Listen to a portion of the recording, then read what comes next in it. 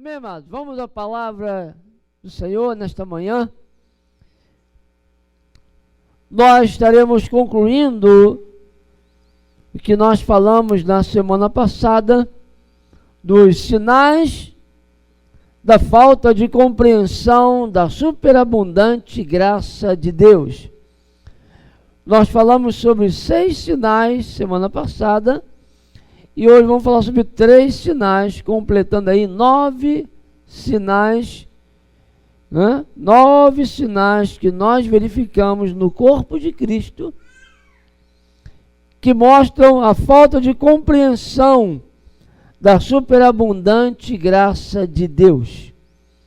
Como eu disse, se nós não tivermos uma compreensão da superabundante graça de Deus, não teremos uma vida abundante, a vida que Jesus prometeu para nós. Ele disse: eu vim para que tenham vida e vida em abundância.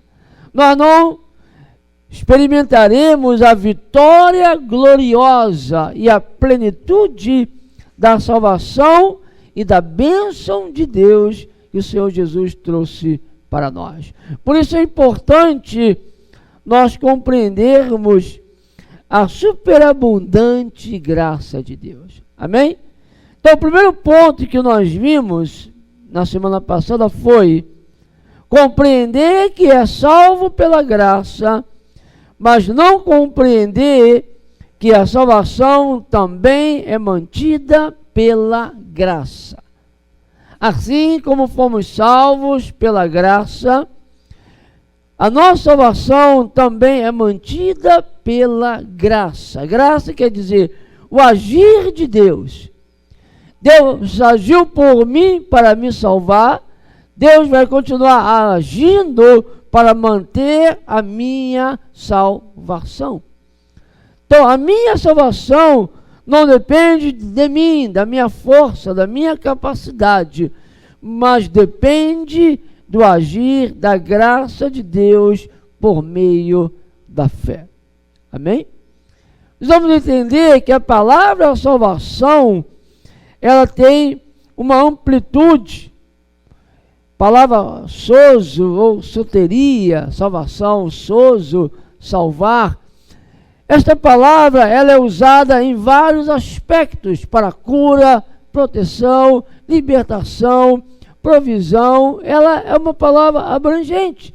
Então eu costumo dizer que a salvação, ela é um pacote. E muitas vezes temos um entendimento muito limitado da salvação. Quando nós falamos de salvação, falamos, a camarada teve seus pecados perdoados e um dia ele vai morar no céu. Salvação é muito mais que isso. Amém? Eu costumo dizer que o céu é o resultado da salvação, porque a salvação é você nascer de novo e ser religado a Deus. Eu estou salvo porque eu estou religado a Deus. Eu estou salvo porque estou em comunhão com o Pai. Eu estou salvo porque eu sou um com Deus no Espírito. E porque eu sou um com Ele, quando eu morrer, quando eu desencarnar, estarei com Ele. Então o céu é resultado de eu estar salvo. E não o céu é a minha salvação. Então, número 2, sentir-se obrigado a servir como uma dívida de gratidão. Tentamos impressionar a Deus com o nosso trabalho. Segundo sinal da falta de compreensão da superabundante graça de Deus é a pessoa ter aquele sentimento de servir a Deus por obrigação.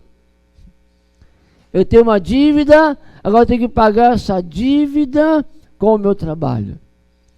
Eu conheci um rapaz que ele trabalhava que nem louco, de manhã à noite, porque ele falava, não, se eu não trabalhar, a minha doença pode voltar. Se eu não trabalhar, um profeta falou que Deus vai levar a minha filha. Então ele trabalhava como uma dívida, tem que pagar o que Deus fez por ele. Então, quando nós temos esse entendimento, este é um sinal da falta de compreensão da superabundante graça de Deus. Número 3, ser motivado e motivar os outros com recompensa e punição. Quando eu trabalho na base da recompensa, não vou trabalhar porque eu vou ter pedra na minha coroa. Ou quando eu trabalho baseado na punição, não vou trabalhar porque se eu não trabalhar, eu serei castigado, eu posso ir para o inferno. Ou quando nós anunciamos o Evangelho, motivados por isso, e queremos motivar as pessoas a tomar uma decisão para Jesus ou por Jesus, motivando-as na base da recompensa, na base da punição, nós não estamos entendendo a superabundante graça de Deus. Nós temos que nos motivar e motivar os outros, não com recompensa e punição, mas sim com amor. Amém? Quando eu entendo a superabundante graça de Deus, eu respondo com amor. Eu respondo positivamente com fé e amor. E essa deve ser a nossa motivação. Quarto sinal: ver-se como servo e não como filho. Todo tempo o cara está se vendo como servo. A todo tempo ele se chama de servo. A ênfase é no trabalhar. A sua identidade está em cima daquilo que ele faz e não em cima daquilo que Jesus fez por ele. Quando a palavra diz que nós fomos adotados como filhos, quando em Gálatas Paulo diz que o Israel antigo era servo, o novo Israel, nós somos filhos, recebemos o espírito de adoção e chamamos Abba Pai, que quer dizer paizinho. É um termo carinhoso. Amém? Quinto sinal: não ver-se como herdeiro e ficar pedindo o que já foi fornecido. Nós temos a visão da abundante graça e saber que Deus é tão gracioso, a sua graça é tão tremenda, hiper, super, que Deus já deu tudo o que nós precisamos. E que, como filhos, somos herdeiros desta abundante graça, dessa abundante herança. Somos herdeiros, pertence a nós e podemos desfrutá-la. Mas por não vermos isso, achamos que Deus ainda vai nos dar. E muitas vezes para Deus dar, temos que cumprir alguns requisitos. Falta de ver-se como herdeiro, falta de ver-se como filho e não como servo. Sexto sinal diz: mais consciente do pecado e fracasso do que conscientes de Cristo e sua obra. As pessoas que estão mais conscientes do pecado e fracasso do que consciente daquilo que Cristo fez, essas pessoas não estão compreendendo a superabundante graça de Deus. E a maioria dos crentes vive assim. A maioria tem este pensamento, tem esta consciência de pecado. Haja vista a oração da maioria, quando começa a orar: Senhor, perdoa meus muitos pecados. Humildemente eu chego, ó Senhor Todo-Poderoso, soberano, Rei, glorioso e majestoso. Quando Paulo disse: nós recebemos o Espírito de adoção e clamamos: Abba, Pai. Oh, Paizinho amado e querido, muito obrigado pelo seu amor. Muito obrigado porque o Senhor me adotou na sua família. Como diz em Colossenses 1,12, dando graças ao Pai que nos fez idôneo. Olha só, eu olho para o Pai, por aquilo que Ele fez por mim. Eu tenho consciência do amor dEle. Eu tenho consciência da obra dEle. Eu tenho consciência daquilo que eu sou agora nele, por Ele e por aquilo que Ele fez. Mas a maioria está olhando para si, com consciência de pecado, com consciência de fracasso. Por quê?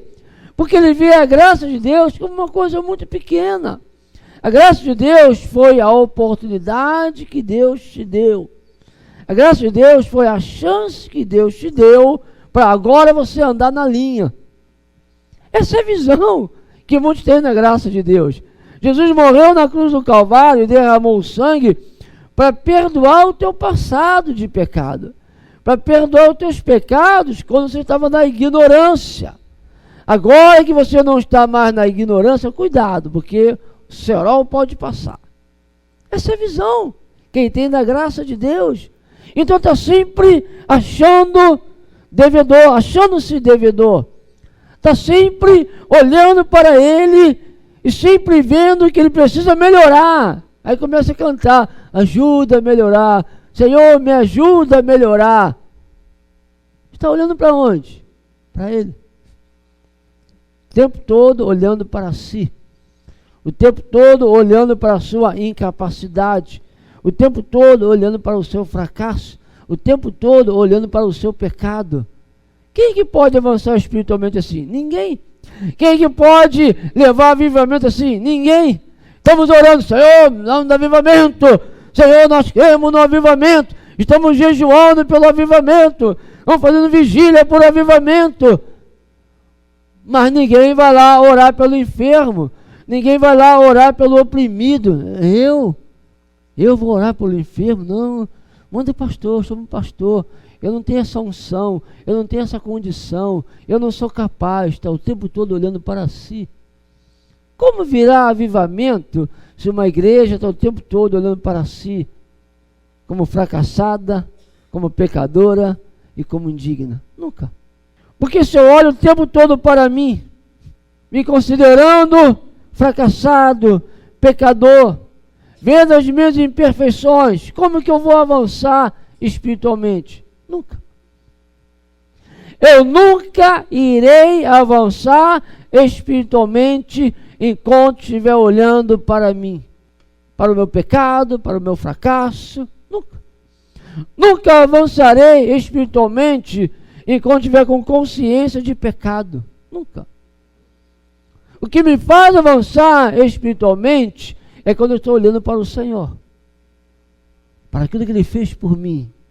Eu vejo a sua abundância, a sua gloriosa abundância. Como é que Deus pode ter feito isso por mim, eu um pecador miserável? Então eu vejo a grandiosidade da obra de Cristo. Eu vejo a grandiosidade da sua graça, a sua superabundante graça. Enquanto eu estiver olhando para Ele, como diz lá em 2 Coríntios 3,18, sem o véu, aleluia, sem o véu da religião, sem o véu do legalismo, sem o véu da justiça própria, sem o véu de fazer para melhorar, sem esse véu, olhando para Jesus, somos transformados de glória em glória na sua imagem pelo Espírito. É assim que eu avanço. É assim que eu sou transformado de glória em glória, quando eu estou olhando para Ele, aleluia, e não olhando para mim. Uma igreja fraca, uma igreja derrotada, é uma igreja que está tentando melhorar. Uma igreja está tentando fazer. E ela tem a consciência, bem, nós estamos fracos, precisamos de avivamento. Ninguém vem para a igreja, ninguém se converte sem ter um avivamento da cidade. Então vamos orar pelo avivamento. Vamos jejuar pelo avivamento. E não sabe que o que produz avivamento é quando a igreja assume o seu papel de vitoriosa, de gloriosa em Cristo, e sai com a autoridade espiritual, expulsando demônio, curando enfermo, ressuscitando mortos. Aí nós temos um avivamento na cidade. Não adianta ficar aqui dentro das quatro paredes orando pelo avivamento, que nunca virá avivamento desse jeito. Avivamento vem quando você assume o que você é, quando você vê a graça de Deus e vê a autoridade que está na sua vida, a unção que está na sua vida, a santidade que está na sua vida, a justiça que está na sua vida, que veio da obra de Cristo e não de você. Quando você assume e começa a viver isso, você verá avivamento na sua casa, na sua vizinhança, na igreja. Amém, amados? Então vamos ao sétimo sinal que nós veremos hoje, aleluia, sempre tentando fazer a coisa certa. Este é o sétimo sinal que mostra a falta de compreensão da superabundante graça de Deus. Sempre estamos tentando fazer a coisa certa. Vamos ler João 10, 27, uma palavra do Senhor Jesus. Amém? O que diz? As minhas ovelhas... Vocês estão lendo comigo? Quero ouvir, vamos lá. As minhas ovelhas ouvem a minha voz. Eu as conheço e elas me seguem. De novo, as minhas ovelhas ouvem a minha voz. Eu as conheço e elas me seguem. Quando nós estamos tentando fazer a coisa certa, a ênfase é colocada nas regras. A ênfase é colocada nas leis. Diga-me o que eu tenho que fazer. Colocamos a ênfase naquilo que temos que fazer. Diga-me o que tenho que fazer. Faz da vida cristã uma vida baseada em cumprir regras. Fazer a coisa certa. Muitos têm essa visão da vida cristã. Vida cristã é o quê? É fazer a coisa certa. Vida cristã é baseada em cumprir regras. Como diz os nordestinos, é a lei dos crentes. Essa expressão no meio dos nordestinos, principalmente os católicos, agora ele virou da lei dos crentes. Agora ele é da lei dos crentes. Então essa é a visão. Olha a visão que a igreja passou para as pessoas fora da igreja. Ser da igreja é ser da lei dos crentes. Porque a ênfase é na lei. A ênfase é baseada em cumprir regras e não baseada no relacionamento, na comunhão com o Pai. O que Jesus falou aqui? As minhas ovelhas ouvem a minha voz. Isso é o que? Relacionamento. Não é? As minhas ovelhas ouvem os meus mandamentos, no sentido de regras, ou as minhas ovelhas cumprem os meus mandamentos, no sentido de regra. Não!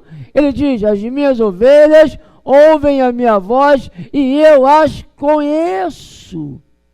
Ele está falando de relacionamento. Está falando de comunhão. Porque quando nós temos a ideia de cumprir regras, nós não conseguimos cumpri-las. Então vem aquela consciência de pecado. Como nós estávamos falando anteriormente, vem aquela consciência de fracasso. Então criamos a nossa identidade em cima deste sentimento. Criamos uma identidade fraca. A nossa identidade, ela é fraca. Criamos uma identidade temerosa. Nós somos crentes cheios de medo. Temos medo do diabo. Temos medo do castigo. Temos medo de que Deus vai fazer algo contra nós. Temos medo da doença. Temos medo do acidente. Temos medo porque temos uma consciência de fracasso, de derrota, de pecador. Temos medo de levar o evangelho. Temos medo de orar por uma pessoa. Não, orar por essa pessoa, ela pode estar oprimida, pode manifestar um demônio, o que eu vou fazer? O demônio pode me desmascarar, eu não estou muito firme. Irmãos, milhares, talvez milhões de crentes vivem assim. Por que a igreja não traz avivamento? Por causa disso. Criamos uma identidade em cima de medo, de fracasso, de indignidade. No dia da reunião da ceia, muitos não vão à igreja. Não, porque tem que participar quem é digno. Eu não sou digno. Não, eu sou de Jesus, vou para o céu. Como é que tu vai para o céu? Se você diz que não é digno. Você vai para o céu se você não toma a ceia, não come do pão, não bebe do vinho, não come a carne, não bebe o sangue do cordeiro? Como é que você vai para o céu? Veja as incoerências do legalismo, as incoerências da religião. Por que isso? Porque a ênfase está em fazer. Estamos tentando fazer a coisa certa. Paulo não disse, estamos tentando ser novas criaturas. Ele disse, nós somos novas criaturas. Ele não disse, estamos tentando ser filhos de Deus. Ele disse, nós somos filhos de Deus. Ele não disse, estamos tentando ser santos. Ele disse, nós somos santos, justos e amados em Cristo Jesus. Mas os crentes estão tentando ser crentes melhores. Senhor, ajude-me a melhorar. Eu estou tentando, eu estou me esforçando. Eu li uma expressão hoje no Facebook, hoje pela manhã, um comentário de um rapaz falando sobre salvação. Ele diz, comentando um rapaz que morreu, que havia morrido, ele disse, ele morreu, foi estar com o Senhor. Nós, por enquanto, temos que estar aqui suando a camisa para ver se nós chegaremos lá também. Olha só a visão. Esse já morreu e também não deu certeza que ele estava salvo, porque estava começando na igreja, que realmente ele possa ter ido para os braços do Pai. Ele já foi. Agora nós estamos aqui suando a camisa. Olha a ênfase. O que é suar a camisa? Fala de quê? De trabalho. Fala de obra. Fala de quê? Tentando fazer a coisa certa para chegar lá. Com essa visão, quem pode ser poderoso em fé, em obras, como Jesus foi? Veja a identidade de Jesus. Eu sou a luz do mundo. Eu sou filho do Pai Celestial. Ele me enviou. Eu tenho autoridade. Eu tenho uma missão. Eu sei o que eu falo. Olha só a identidade de Jesus. Qual é a identidade do crente? Eu não sei. Eu não posso. Estou tentando. Talvez eu consiga. Quem sabe? Essa é a identidade do crente. Cheia de temor. Cheia de medo. De fracasso, de condenação. Enquanto o Evangelho diz, Jesus falava e o povo se admirava. Por quê? Porque ele falava com autoridade. Ele não era como os outros líderes, mas ele falava com autoridade, porque ele tinha uma identidade forte, consciente da sua identidade. Qual a igreja que produz milagres? Qual a igreja que produz avivamento? Uma igreja que tem uma identidade. Nós somos o porta-voz de Deus. Nós temos autoridade. Você pode vir, se você abrir o teu coração e crer, você vai receber as bênçãos de Deus. O milagre, a cura, a libertação. Nós estamos aqui para trazer a paz. Estamos aqui para estabelecer a autoridade de Deus, o reino de Deus. Uma igreja com identidade. É uma igreja que produz avivamento. Amém? Então, por não termos uma visão do que a graça de Deus providenciou para nós, nós estamos tentando fazer a coisa certa. E a nossa ênfase é em fazer e não na comunhão. A ênfase da vida cristã é comunhão. Diga-se para o seu irmão, a ênfase da vida cristã é comunhão. Comunhão com o Pai, comunhão com o Senhor. Jesus falou, quem não comer a minha carne e não beber o meu sangue. Está falando de quê? De comunhão. Amém? Receber Ele em nós. Vamos lá, outro sinal. Oitavo sinal, o relacionamento é mais com a palavra escrita do que com a palavra viva. Oitavo sinal de não termos uma compreensão da superabundante graça de Deus é que o nosso relacionamento é mais com a palavra escrita e fazemos dela, como já falamos, um conjunto de regras. Queremos saber e nos relacionamos com o que está escrito para tentar cumprir, tentar fazer da maneira certa para ser recompensado. Então, em vez de ter relacionamento com a palavra viva, que é o Senhor, nós temos mais relacionamento com a palavra escrita. O camarada está cheio de doutrina, cheio de conhecimento, mas não conhece a Deus. Como os fariseus, que conheciam a lei muito bem, conheciam muito bem a lei, conheciam a escrita, mas não conheciam a Deus. Jesus falou: vocês não conhecem o meu Pai. Se vocês conhecessem o meu Pai, vocês me receberiam. Vocês dizem que guardam a lei de Moisés, mas vocês não guardam a lei de Moisés, porque vocês querem me matar, e na lei diz: não matarás. Vocês não conhecem o Pai. Agora, eu conheço o Pai, porque eu sei de onde vim e sei para onde eu vou. Olha só, palavra de autoridade. Amém? Essa deve ser a nossa palavra, irmãos. Há uma certeza, uma convicção em nosso coração, há uma identidade forte, estabelecida no relacionamento com o Senhor Jesus. Vamos ler o que está escrito em Lucas 24, 27. Depois que Jesus ressuscitou dentre os mortos, ele encontrou com aqueles 2 discípulos em caminho de Emaús.